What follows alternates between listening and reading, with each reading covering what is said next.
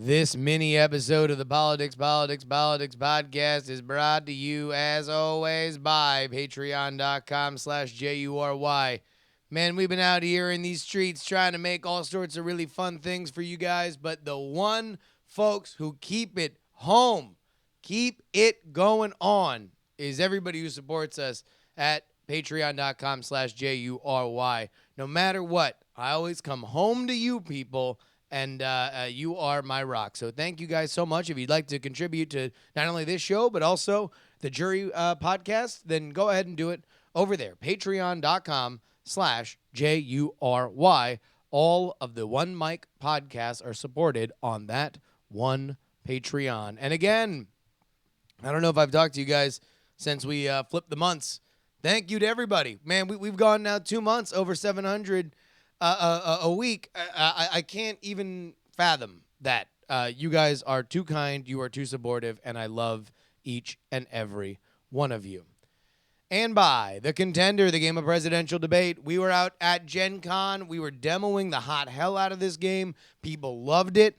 I just want to make a few announcements on it. Number one, if you've never heard of it, go ahead and check it out. It's a natural language card game that does not get stale like Cards Against Humanity or Apples to Apples, and does not require improv like Super Fight. But if you are into those games, you are really going to enjoy this one. And now, for the first time ever, beyond our Kickstarter, we are going to be shipping to Canada, the UK, and Australia. So if you've been waiting to buy the game and have not been able to do it because you live either in Australia, Canada, or the UK, now's the time to get it. We are shipping there now. So make sure you head on over there, thecontender.us. Again, thecontender.us.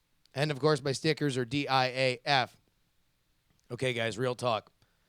New stickers have been ordered.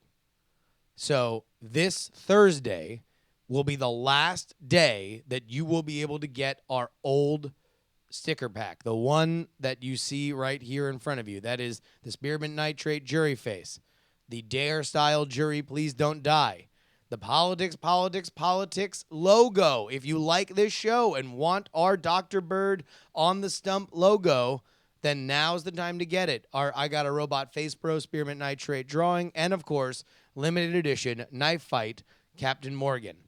If you want to get this, you need to do it right now before Thursday.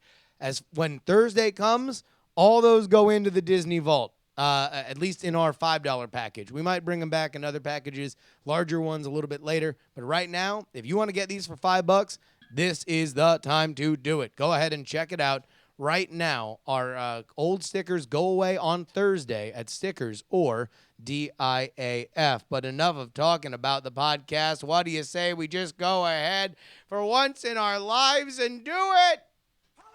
Politics.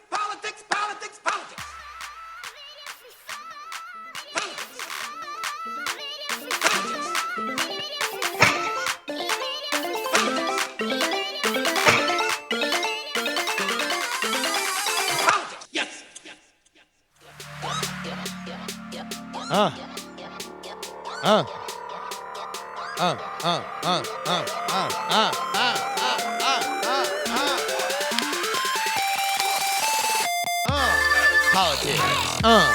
Politics. Folks, I am not doing this from the BitTorrent news set at either of the conventions. I am not pissing off the New York Times. I am not getting run over by a bunch of Bernie Sanders fans in a rickety tent outside of the Wells Fargo Center. No, ladies and gentlemen, I come to you from Oakland's news district. Welcome back, everybody, to Politics.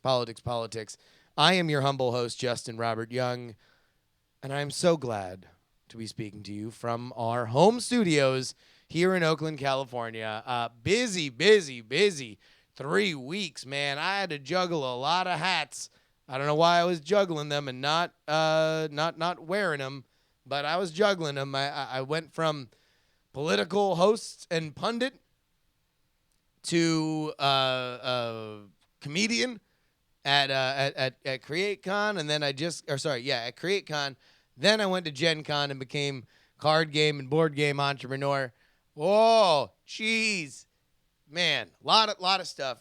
So I'm doing this. This is not going to be a long episode. It might really only go like 20 minutes, but I wanted to speak to you guys before our normal Friday episode because this has been an insanely crazy week. You know,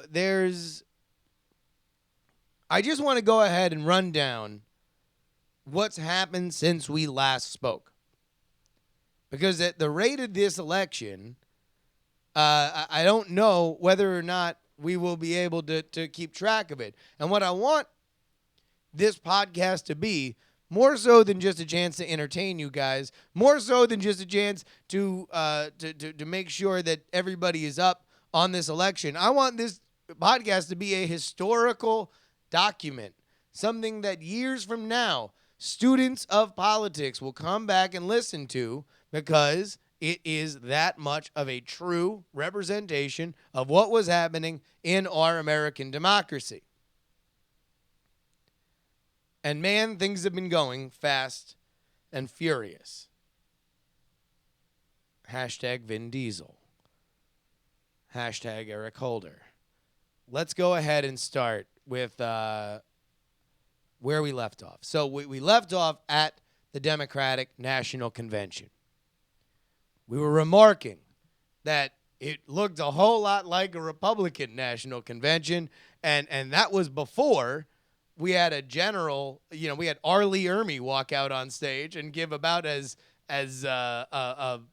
barking a general speech as you would expect. A general came out on stage and said, "America's enemies will fear us." You normally don't see that at a Democratic National Convention, but we are in topsy-turvy times. But I don't want to talk about the end of the convention. What I want to talk about is beginning that next day. The next 2 days. Hillary Clinton gave her first interview after the convention to Fox News.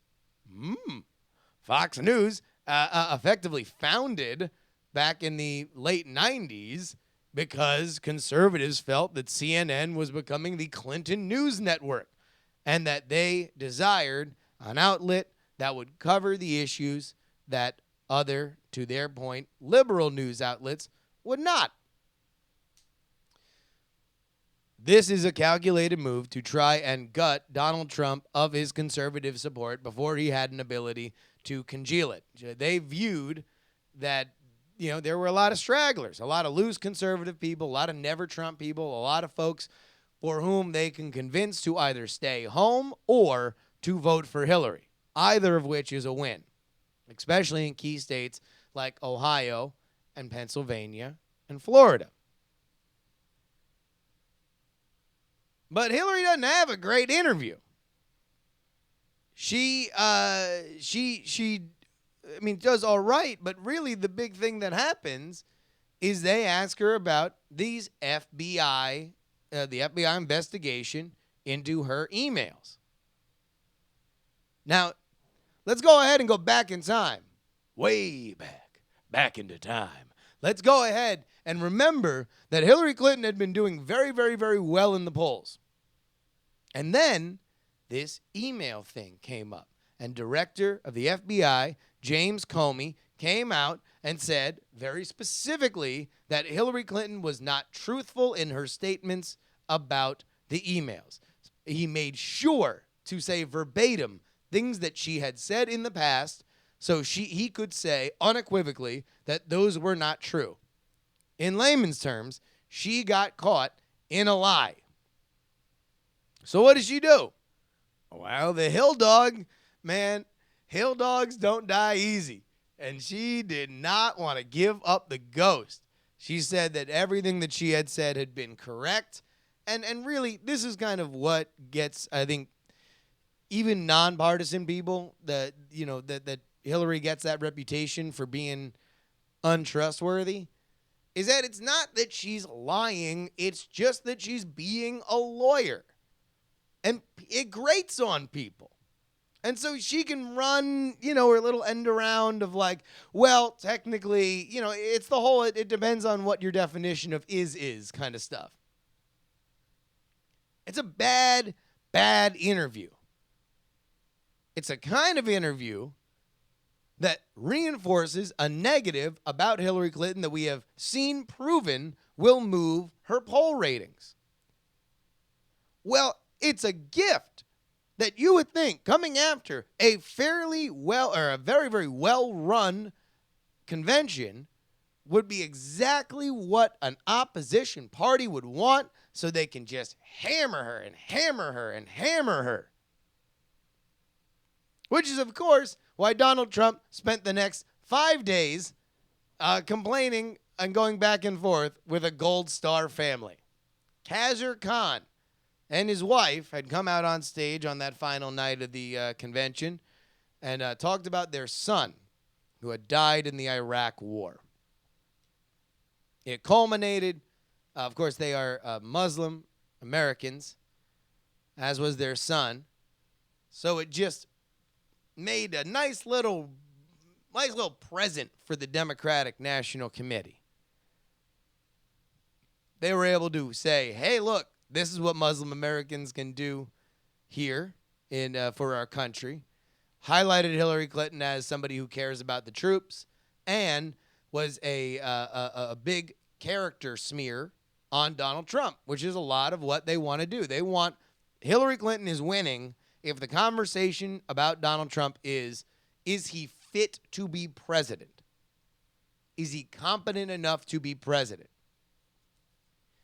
If the conversation is about Hillary Clinton's history, that's not good for them. If the conversation is about Donald Trump's policies, that's not good for them. What they want to do is keep the conversation on Donald Trump as a person. And, of course, Donald Trump fell exactly into that trap. I mean, like, this was about as obvious as putting out, when the coyote would put that, like, Roadrunner feed, right in the middle of a gigantic a rope that would, pull the Roadrunner up. Except instead of the Roadrunner just eating a little bit of it and then running away and the coyote being foiled by it, the Roadrunner just sat there and not only ate the bird feed, but also rolled around in it and then complained about how the bird feed wasn't exactly what he wanted and how only a loser would give subpar bird feed. Fights with this family for days, which, of course, does two things. Not only does it damage his own reputation, it also makes sure that people aren't talking about Hillary Clinton's interview. This is a tremendous waste of time. And you get into a certain point with Donald Trump's candidacy where you just kind of realize he's Walter Sobchak from The Big Lebowski. It doesn't matter whether or not the Khazar Khan family is there to ruin your campaign. It doesn't matter whether or not they are doing the right thing by their son. You don't argue with a Gold Star family. You're not wrong, Donald. You're just an asshole. And if you thought that was going to be the worst, it's just a Rick Ross. That's my reaction. If you're just listening to this, again, you're in the future, you're listening to me recount this, you're like, oh, okay, well, that's one bad thing. What else could happen? Come on. Of course it got worse. Then he kicked a baby out of his rally. Then he started a completely unnecessary fight with Paul Ryan and John McCain. Because, of course, those are the enemies, not the person you're running against. Now, the baby thing I'm going to come back to because this becomes a larger problem when Donald Trump finds himself in. But apparently, it was him trying to stir crap with both McCain and with Paul Ryan that brought a just hell or high water come to Jesus meeting with the RNC. And they apparently behind the scenes said, like, listen, we'll I don't know what they offered, but what came outside, what came out on the other side of that meeting was a very on-message Donald Trump. He came out and did a rally in Wisconsin in which he formally endorsed Paul Ryan, which he had been neglectful to do. Today, as we record this, Wisconsinites are going to the polls in their primary, and it is expected that Paul Ryan will win handily. He then scheduled and delivered a very on-message, on-teleprompter economic speech in Detroit. And it was about as red meat, regular-ass Republican economic speech as possible. The kind that you would normally see a bunch of other Republican candidates give. All right. You also started to see him turn his focus, here's a shock, on Hillary Clinton. Hillary Clinton. Oh, yeah, her. Because in the meantime, hashtag Space Hog, Hillary Clinton had started to run away with this election. The polls coming out of the convention were very, very positive for her, and her very bad interview, or at least that one very bad quote on Fox News, had effectively been neutralized because her main opposition had spent his time stepping so hard on his own penis that it was now a purplish blue and black.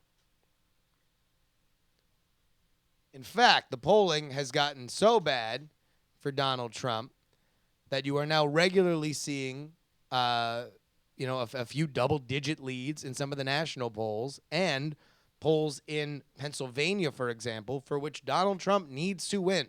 Donald Trump needs to win Pennsylvania, Ohio, and Florida to win. If he does not win all three of those, his pathway to victory is narrow. Narrow. Skinny jeans. Slim down. Tight like a tiger. Just real. Not big, pinhole sized.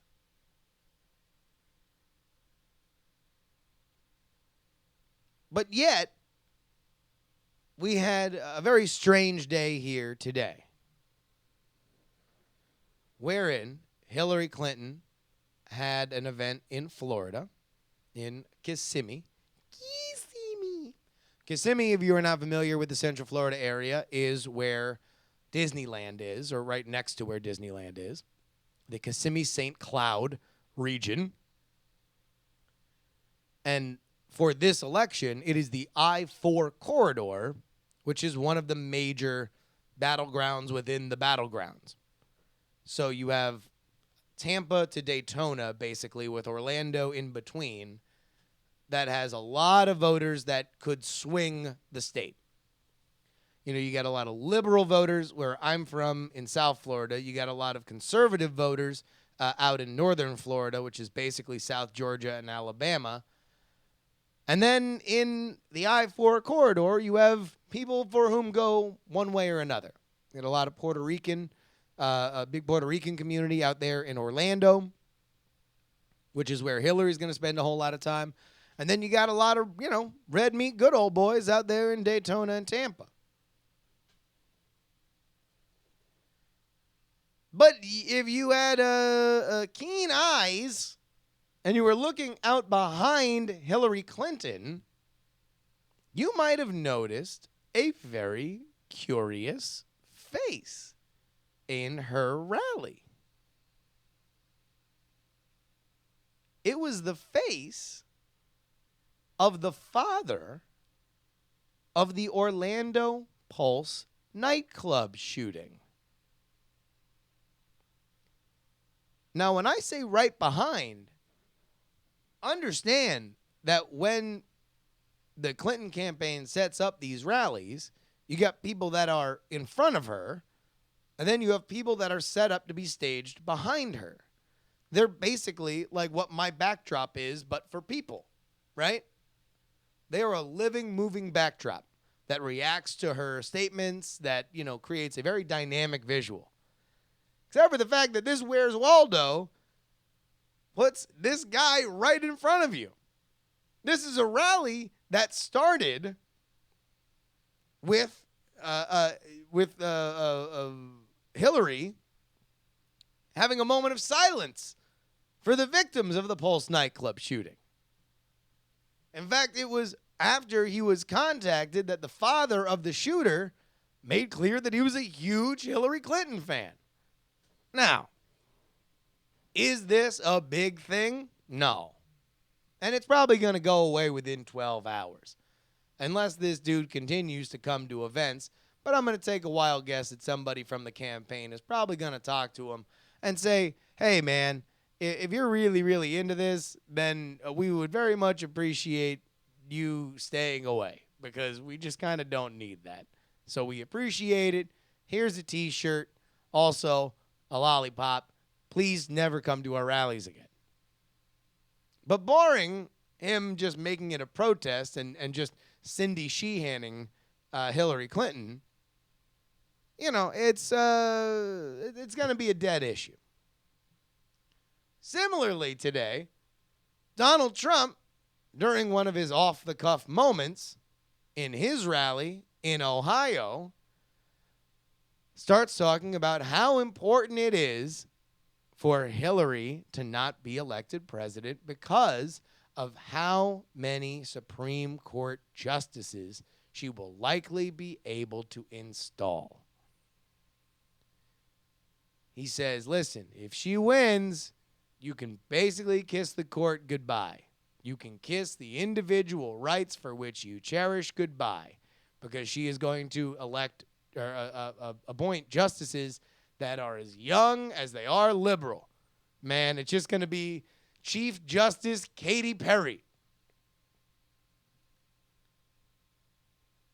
But it's what he says afterward that is what gets the attention.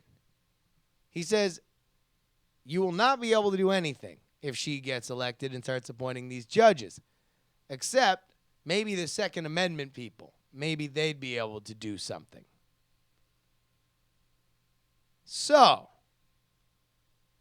if you had not heard that story, I want you to just think about what you think that means. Because what it meant to a lot of people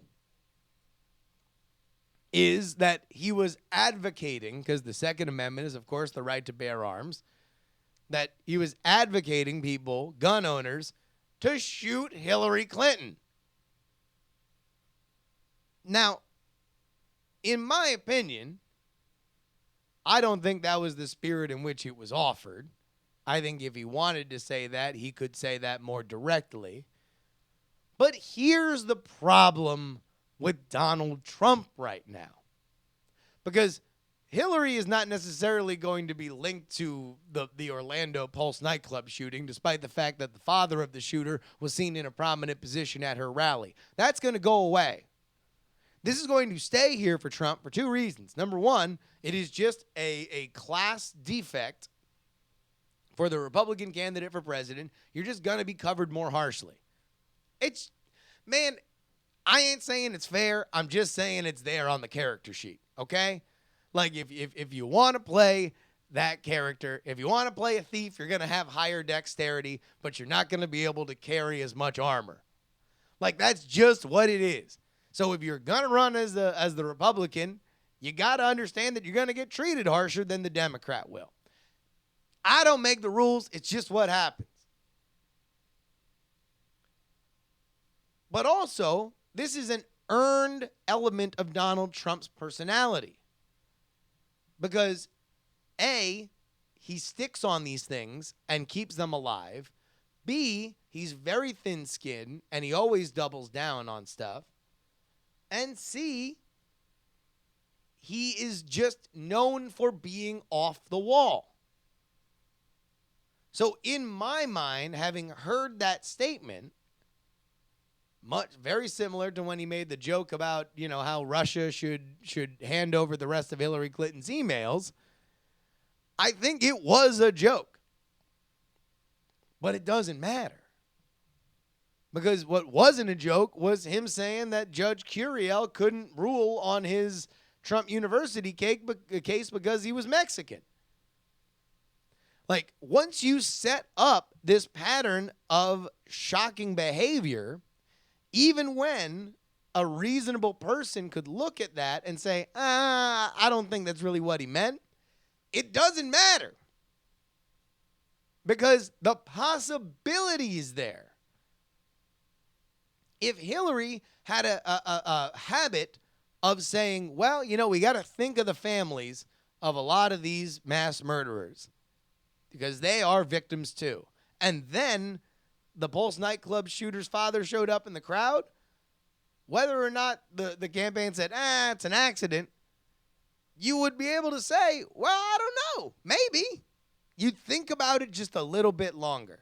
And that's the position that Donald Trump is in right now. So by and large, this is probably going to go away. And he's somebody that has stayed on message for the last week, since he kicked a baby out of his rally and fought with a Gold Star family and then lit another brush fire within his own party. Past that, though, there's apparently this big meeting with the GOP brass, and he has settled down and is now focused. Which is why the next time I speak with you guys, it will be very interesting because we will know for sure whether or not one thing happened. And that is Donald Trump able to let this go? If I were working within the Trump campaign, and apparently his family, his daughter Ivanka is very, very ingratiated within the campaign, man, if I were Ivanka Trump, I'd just dress up like Elsa from Frozen. And I would just, whenever anything was coming up, I would just learn how to sing Let It Go. That's what I would do if I were her. I would just say, let it go, Dad. Let it go. Because if he's able to do it, he's got a long road to walk, but he can get back into this election. But if right after he gets a talking to by everybody else within his party, if at that point he can't let something like this go, well, I don't know if there's even much of a shot. We can, this might be mercy ruled. Because you're already seeing, right now, Hillary Clinton is closing in on being an aggregate 10-point favorite in Georgia. Georgia. What it do for ya? Bulldogging stuff like them Georgetown Hoyas. Let's go ahead and take this look. This is the 538 election model. Let's just go ahead and take a look at Georgia here.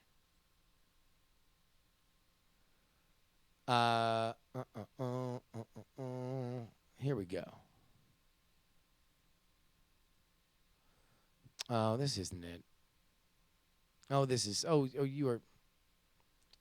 you're being so silly. Let's go ahead. 538, 2016 model. There we go.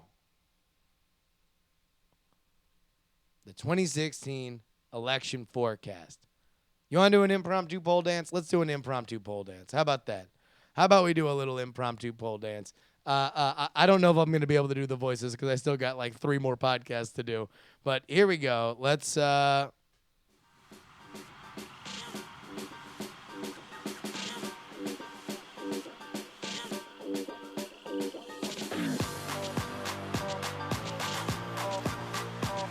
head on down to the Gold Club, ladies and gentlemen. Let's take a look at our most recent polls on this edition of the Poll Dance.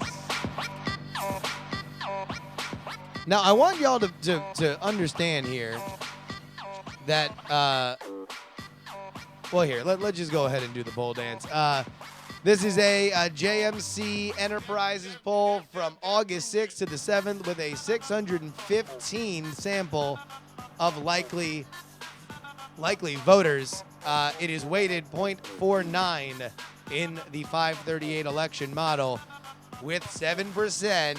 He is Big Gary Johnson. With 37%, he is Donald J. Trump.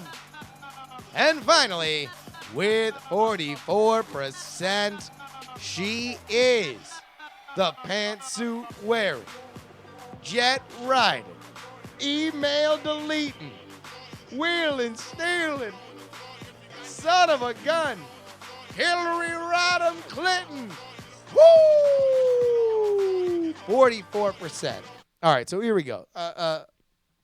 We'll do an actual bowl dance on Friday. I just want to point out, Georgia has not gone for a Democrat since Carter. All right? It's been a long time since Georgia's gone for a Democrat. And right now, Hillary Clinton, is 7 up in that poll. In previous polls, she was 4 up and 2 up.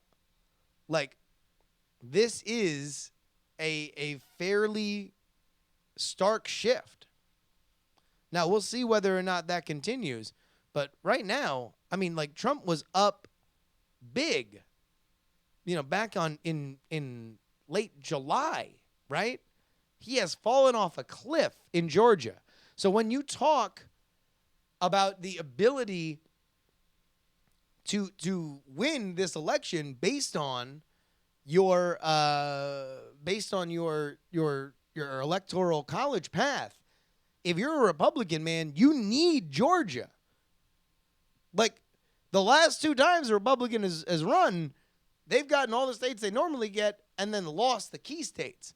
You can't be giving up the states that you normally win because, spoiler alert, you're not going to be turning any states from blue to red that aren't battleground if you're a Republican, specifically if you're Donald Trump. I don't care how many delusions you have that New York's going to be in play or California's going to be in play. You need the states you have. And if you're coughing up Georgia, man. Oh, I'm sorry. Georgia went for Clinton in 92. We are looking at. So, not since Carter, but still not in that was Clinton's, that was the first, Bill Clinton election. So, very interesting, and it is kind of crazy to see where things have gone. We will be back with all of your emails. I just want to do one more thank you to everybody for your support.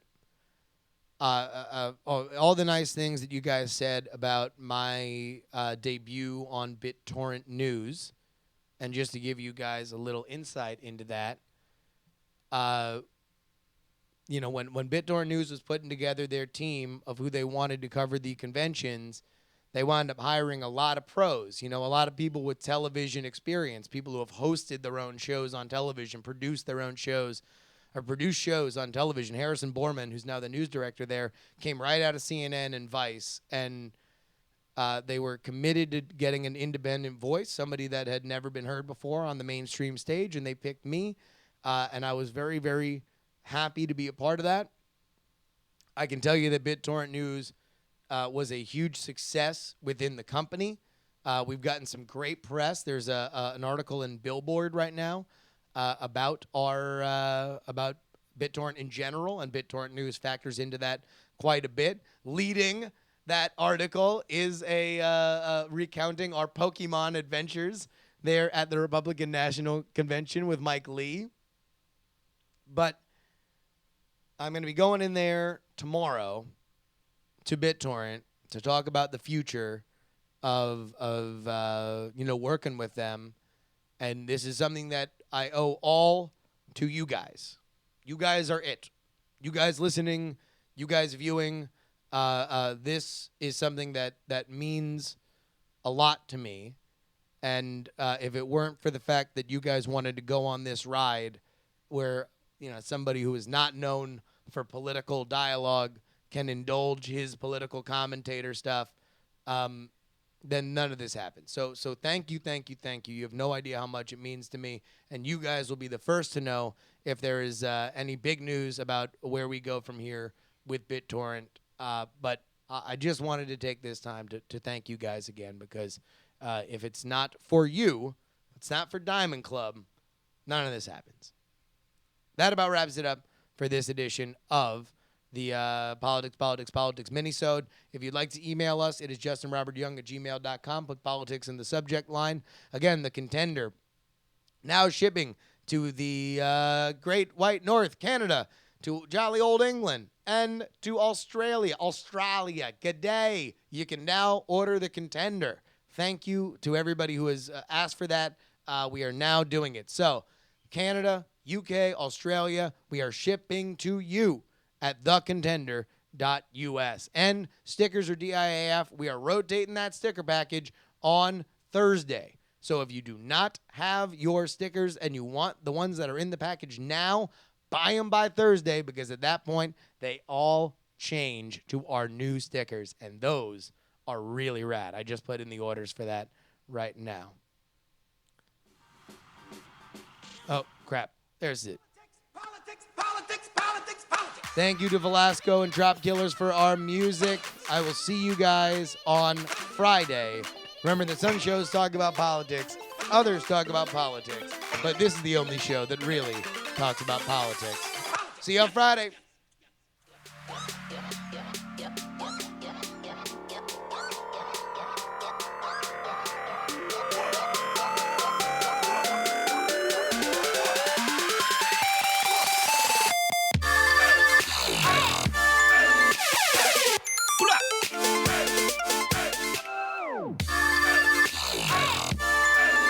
Diamond Club hopes you have enjoyed this program.